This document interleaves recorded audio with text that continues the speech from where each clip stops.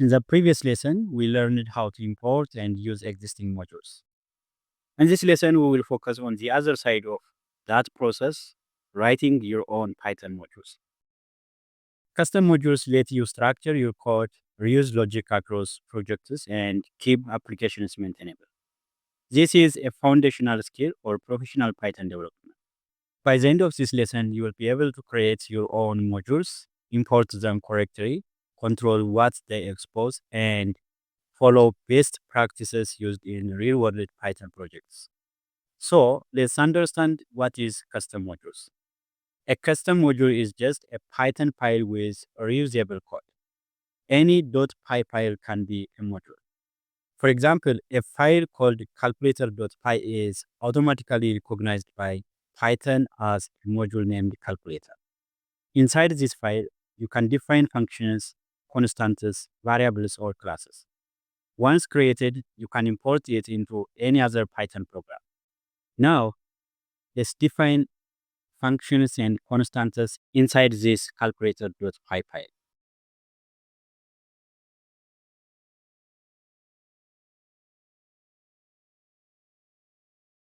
Here, we defined two reusable functions and one constant.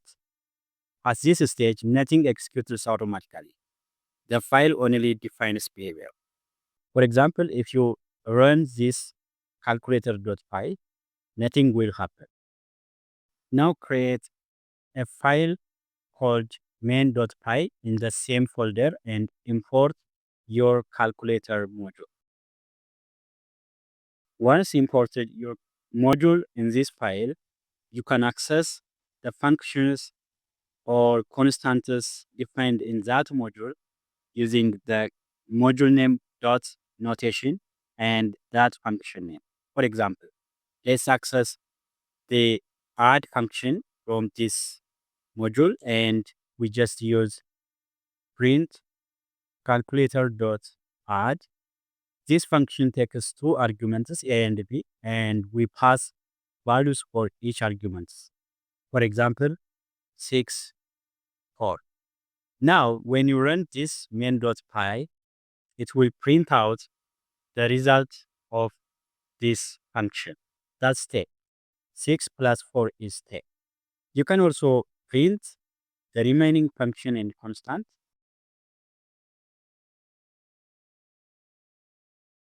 Look, 2 minus 6 because the functions returns b minus a. The value of b is 2. 2 minus 6 is minus 4. But here, it's just returns an error, name error.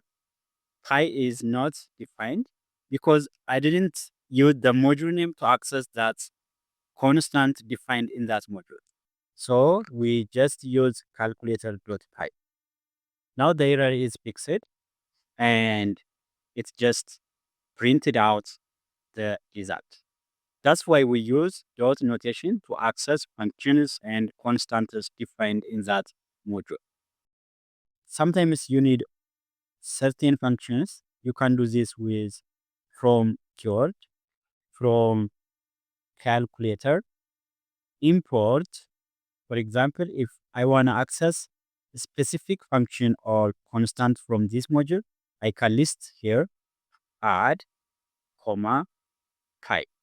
Then I just remove this module dot notation to access because I just specifically imported that function using from keyword and I can also remove this. Now let me run the code again. Yeah, it prints out 10 and the next is error because I didn't import the subtract function from this module. This returns the name error. So I just comment it and print again. Yeah, exactly. Now it's correctly printed out the values of the that function and constant that's specifically imported in the header.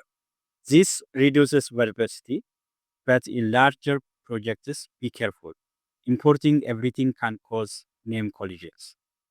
Here is an important concept: top-level code executors during import. For example, if you add this line to calculator.py, calculator module is loaded, that message will appear every time the module is imported. Usually, we don't want that in production. For example, if you run this code, you can see calculator module is loaded message.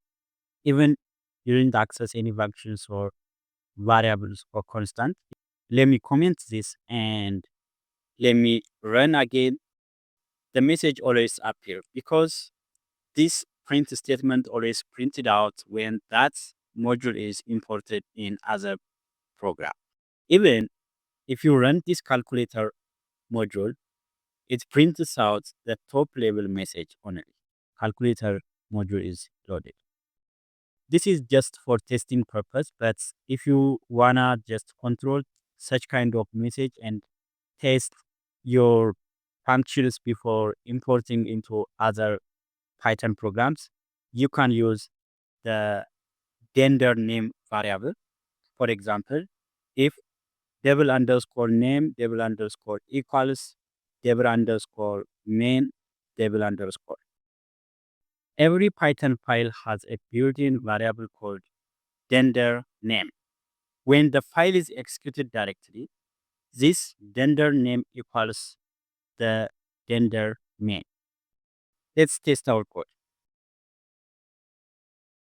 Let's run our calculator.py and it returns this testing result. Running module tests and the sum of 2 and 3. This blocks only runs when you execute calculator.py directly, not when you import it elsewhere. For example, here, I just imported and run the main function.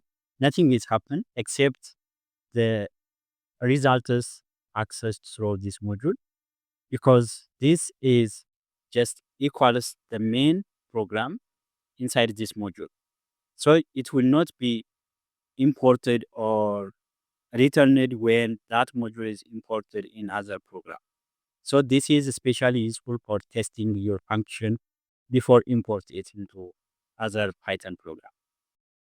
As projects grow, modules are grouped into packages, directories with gender.py file. So, for example, create a folder called math underscore tools. Then inside, create gender init.py. And also move the calculator file into this newly created directory. This is the root directory. Inside the root directory, there is another folder called math underscore tools, which keeps the init.py and calculator.py. The main.py is outside of the subdirectory, which is inside the root directory. Now you can import using dotted paths. So here from math tools dot calculator import add file. This is the standard structure for professional Python libraries, organized, scalable, and maintainable. To write professional modules, keep each module focused on a single responsibility, use descriptive names, avoid executing logic on import, write reusable testable functions, and add doc strings to explain behavior. For example, in the add function, let's write a doc string, return the sum of two numeric values, and args a and b returns the sum of a and b. That's it. Writing your own modules is essential for building scalable, maintainable Python applications.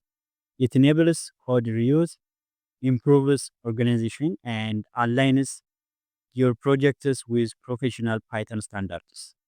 Once you master modules and packages, you are ready to structure real-world Python systems with confidence.